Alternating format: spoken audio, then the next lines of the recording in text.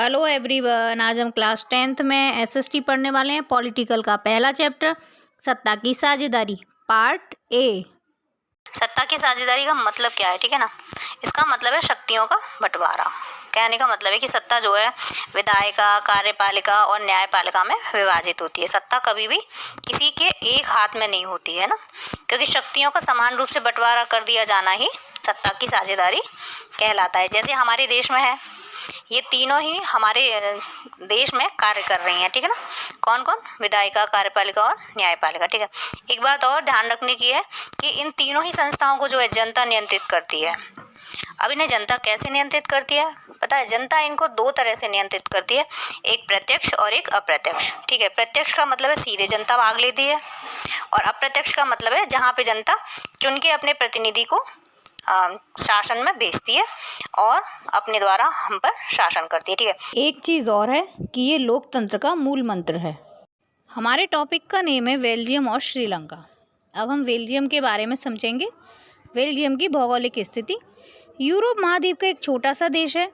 ये हमारे हरियाणा राज्य से भी छोटा है, और इसकी जो सीमा है वो फ्रांस, नीदरलैंड, जर्मनी, लम्सबर्ग से लगती है। यहाँ की आबादी 1 करोड़ से अधिक है। कहने का मतलब है कि हमारे हरियाणा राज्य की आबादी की आधी है। यहाँ की जातीय बनावट बहुत जटिल है। देश की आबादी का 59% हिस्सा फ्लेश इलाके में रहता है और डच बोलता है।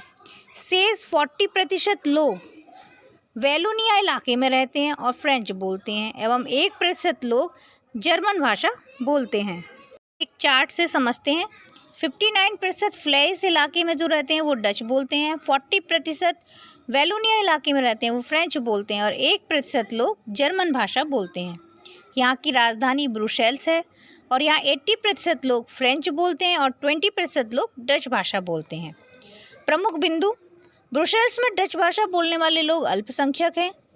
देश के बाकी स्थानों पर वे बहुसंख्यक हैं। अल्पसंख्यक फ्रेंच भाषी लोग तुलनात्मक रूप से ज़्यादा समृद्ध और ताकतवर रहे हैं। डच भाषी लोग इस बात से नाराज़ थे। 1950 से 60 के दशक में फ्रेंच और डच वाले समूहों के बीच तनाव बढ़ने लगा। इससे ब्रुसेल्स में तनाव ज़्यादा दिखा। अब श्रीलंका के बारे में समझते हैं।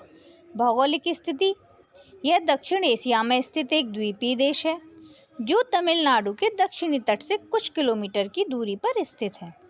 इसका पुराना नाम सिलोन है। पहले इसे सिलोन के नाम से जाना जाता था। आबादी यहाँ की 2 करोड़ है, लगभग हरियाणा के बराबर है। जातीय बनावट: यहाँ भी जातीय समूह हैं, सिंगली और तमिल।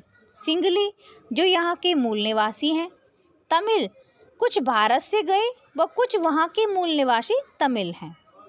राजधानी यहाँ की कोलंबो है। सिंगली 74%, तमिल 18%।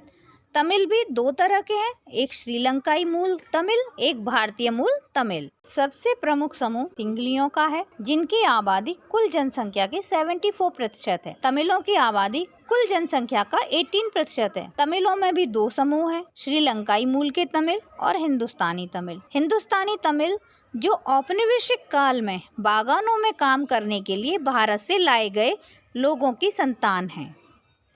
धर्म: सिंगली बौद्ध धर्म वाले थे, तमिल हिंदू व मुस्लिम थे। 7% ईसाई सिंगली और तमिल दोनों भाषा बोलते थे।